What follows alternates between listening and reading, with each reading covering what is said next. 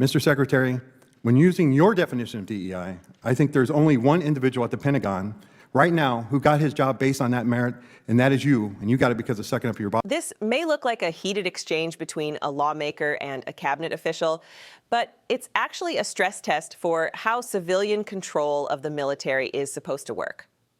What's really being tested here is whether defense leadership answers to law and oversight or to political loyalty. This raises broader questions about how power is exercised when budgets, deployments, and careers are being reshaped behind closed doors. In this video, we'll break down how today's confrontation exposes deeper tensions inside America's national security system. I recognize the gentleman from California, Mr. Cisneros. Thank you, Mr. Chairman. Mr. Secretary, so many topics to cover. I represent California's 31st District, located in Southern California, where you've deployed the National Guard and Marine Combat Battalion in an effort by this administration to provoke a confrontation. God only knows for what reason.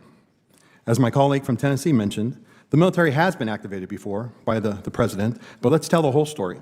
President Johnson federalized the troops after the governor of Alabama activated them to keep black students out of the University of Alabama. President Johnson did it so the students could attend the university. He did it for the right reason. He corrected a wrong. California did not ask the president for help, and the presence of the military is an effort by this administration to intimidate and incite fear and violence amongst its citizens. You failed at ensuring basic operational security by sharing classified data over an unclassified network. This was blatant, lazy, and put service members' lives at risk. And knowing that your office is a SCIF, I hope you are not bringing in your devices, your personal cell phone, or even your work phone, because that's not supposed to be in there either, right, your cell phone, into your office to send these signal chat texts. Your blatant lack of basic OPSEC would have gotten you forced you to resign from any other administration. You're requiring 8% cuts across all services, not to save the taxpayers' money, but to fund President Trump's pet projects. You talk about quality of life for our service members, but yet you take $1 billion away from the Army that was meant to improve their barracks and their. You said that money waste, but we don't know that yet because we haven't seen a budget. If the president has projects he wants funding for, you need to come before this body and provide reasoning, not just shift money around. Right now, you are stealing from our service members, robbing Peter to pay Paul. Now you have repeatedly said that you will judge every individual on their merit. Is that true? Unlike the previous administration, you will yes, judge we are focusing simple yes on, or no. for our service everybody members, how on their good they merit. are at their job, yes. But yet you are separating thousands of service members who are performing and doing their job at a high level. They are being separated not based on merit. You know, some of them have been recommended for early promotion and have gotten awards and are doing a great job, but you are separating for no other reason, and frankly, I think you just don't like them. And you are classifying many of them as a national security threat, which is simply not true. You asked the Secretary of the Navy to change the name of the ship, because Harvey Milk didn't meet your definition of warrior ethos. If a Korean War veteran and a Navy diver who gave his life for standing up for his beliefs doesn't meet your definition, I don't know what will.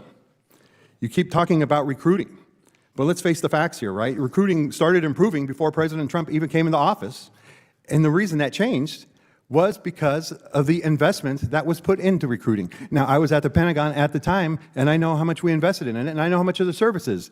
And when you take away that investment, you're going to get exactly what happened in President Trump's first administration. In 2019, we had the same recruiting crisis that, back in 2019 when he was president the first time. You continue to attack diversity, but I have always said diversity is about creating opportunity, and I have seen plenty of individuals, many of them enlisted members, who, when given the opportunity, have succeeded not because of their sex, not because of color, not because of their sexual identity, but because of their worth ethic and merit. Mr. Secretary, when using your definition of DEI, I think there's only one individual at the Pentagon right now who got his job based on that merit, and that is you, and you got it because of sucking up your boss. And with that, I yield back. Gentleman yields back. The room fell silent when Congressman Gil Cisneros delivered that final line, the moment when a formal hearing turned into something raw and unmistakably personal. After laying out a long list of accusations about military deployments, budget shifts, leadership priorities, and internal standards, he looked straight at Secretary Pete Hegseth and said that under Hegseth's own definition of merit, there was only one person in the Pentagon who did not earn his position. And that was the man sitting right there in front of him. It was a statement designed not just to criticize, but to strip away legitimacy. And in that instant, the exchange stopped being about spreadsheets and policies and became a public reckoning over power, loyalty, and the meaning of leadership itself. What we witnessed was not simply a heated political jab. It was a collision between two very different visions of how authority in America should work. Cisneros framed Hegseth as a symbol of a system where proximity to power matters more than independent judgment, where advancement flows upward through allegiance rather than outward through competence. By accusing him of rising through sucking up to your boss, Cisneros wasn't just insulting a cabinet official. He was questioning the moral foundation of an entire administration's approach to governance. And that is why the line cut so sharply. Because in Washington, where titles are worn like armor, to be told that your authority is unearned is to be told that everything you say afterward rests on shaky ground. Throughout his statement, Cisneros built a narrative that reached far beyond one man. He invoked the deployment of military forces in California, comparing it to a historical moment when federal power was used to protect constitutional rights rather than provoke fear. He accused the administration of turning a tool meant for defense into an instrument of intimidation. He spoke about internal decisions being made without transparency, about money being shifted without accountability, about people being judged not by their performance, but by whether they fit a political mold. All of it led to that final charge. That the person now in charge of so much of this machinery was not selected because of steady leadership or hard-won experience, but because of loyalty to the top. And in a democracy, that accusation carries enormous weight. Because the legitimacy of government does not come from force. It comes from trust. When Americans believe that positions of power are filled by people who earned their way there through skill, service, and integrity, they are more willing to accept difficult decisions. But when they suspect that those positions are handed out like favors, something fundamental breaks. The law still exists on paper, the offices still function, but the moral contract between the people and their leaders begins to unravel. Cisneros' words were aimed at Hegseth, but their echo is aimed at all of us.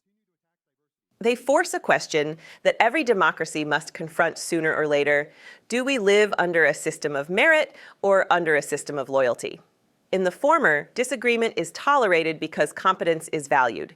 In the latter, disagreement is dangerous because it threatens the hierarchy. When a leader owes his position to one person at the top, every decision beneath him becomes suspect. Is it being made because it is right or because it is safe? Is it being made to serve the public or to protect a political relationship? Hegseth did not get a chance to respond to that final charge.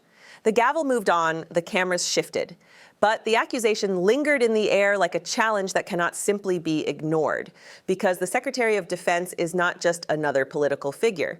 That office commands enormous influence over lives, over national priorities, over the moral posture of the country itself. To suggest that such power is being wielded by someone whose primary qualification is personal allegiance is to suggest that the system has lost its compass. This moment also revealed something deeper about how political accountability is now being tested in real time. Congressional hearings are supposed to be places where facts are weighed and policies are examined. But increasingly, they have become theaters where the legitimacy of leaders themselves is put on trial. Cisneros did not ask Hegseth to clarify a line item or explain a technical detail. He challenged the very story of how Hegseth came to hold his position. That is a more dangerous, more profound form of scrutiny because it goes to the heart of whether power in America is still grounded in democratic principles or drifting toward something more personal and less accountable. For viewers watching this exchange, the discomfort is not accidental. It is the point. Democracy is not meant to be smooth. It is meant to be honest. And honesty, when it cuts through layers of protocol, can sound harsh. But there is a difference between cruelty and confrontation. Cisneros was not trying to humiliate for sport. He was trying to force a reckoning. He was saying, in effect, that if leaders demand that others be judged by merit, they must be willing to stand under that same light themselves. And that is where this moment becomes more than just another viral clip. It becomes a mirror. It reflects back to us a system under strain where accusations of favoritism and loyalty are no longer whispered in back rooms but spoken into microphones in front of the nation. It asks whether we are comfortable with a future where who you know matters more than what you know, where allegiance replaces expertise, where the machinery of government is steered not by principle, but by proximity to power. In the end, this hearing was never just about one secretary or one congressman. It was about the character of leadership in an age of polarization. It was about whether institutions still have the strength to challenge those who run them. And it was about whether the American people will continue to demand that those in authority earn their positions not through flattery, but through service. Because a republic cannot survive on loyalty alone. It survives on trust. And trust is built when leaders are chosen for what they bring to the table, not who they kneel to behind closed doors. Moments like this remind us that accountability is not a courtesy. It is a necessity. And it is up to all of us to insist on it. If you believe that power should be earned, not granted as a reward for obedience, then stay engaged, stay informed, and support the work that shines a light into these rooms where so much of our future is decided. Subscribe to Liberty Report USA.